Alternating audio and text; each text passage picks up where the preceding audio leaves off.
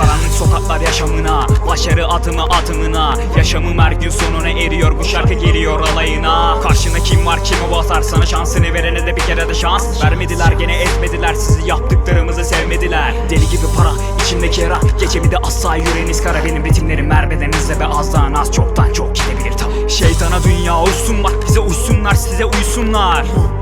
Kaldım yine ben tek başıma, gene en kenara.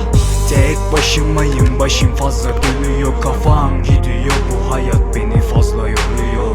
Benim de sevaplarım olabilir, günahlarım. Benim de cevaplarım olabilir tek başıma.